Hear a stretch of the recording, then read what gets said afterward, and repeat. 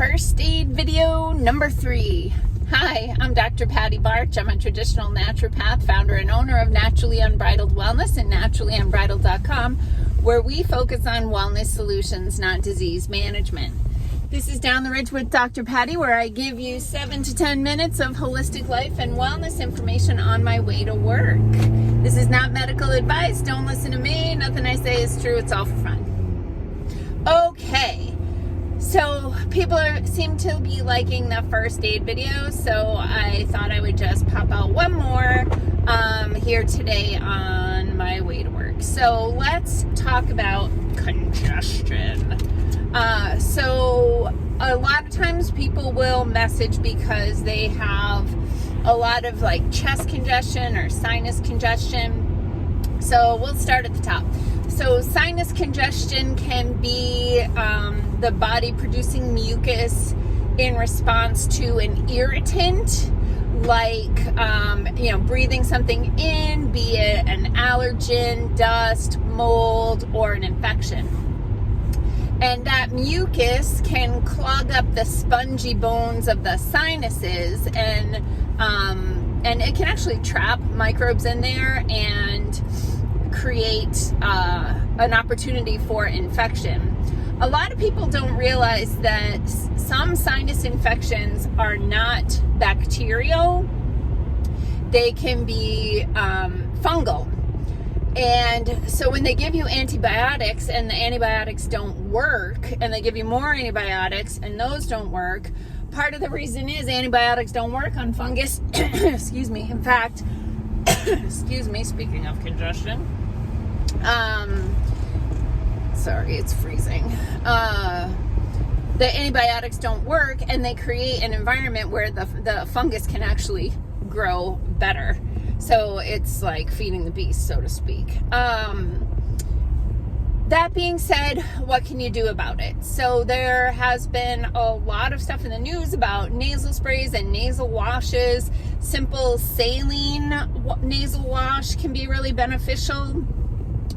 Also, you could put a little bit of nano silver or colloidal silver in the nasal wash. A drop of iodine or so in the nasal wash can have antimicrobial properties.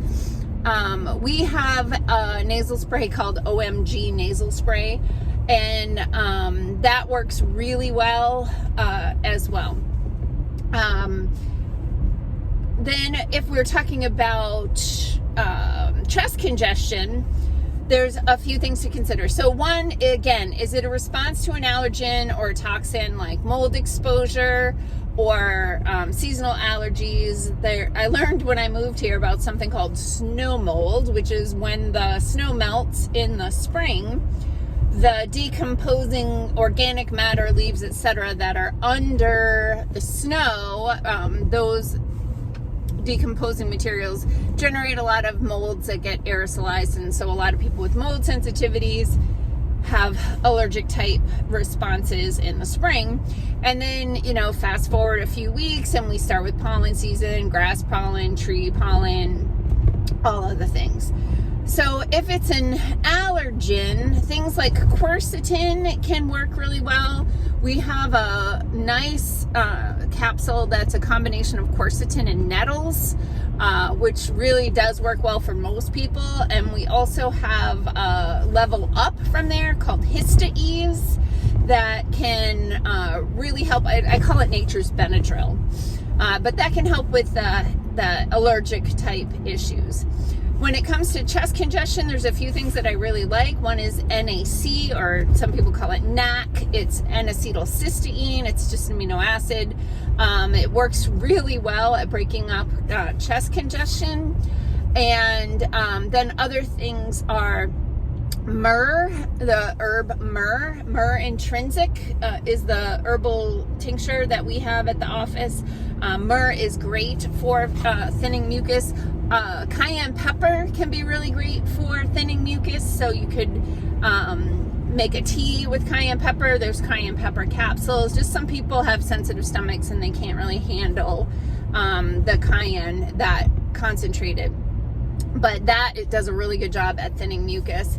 And then there is another product that we have called Mucinese, which has some enzymes in there to help thin the mucus, and Temple Warrior, which is a Chinese herbal blend of herbs that can be helpful for lung things and stuff like that. So yeah, I went 100 miles an hour today with my voice, not with my car, because I'm late.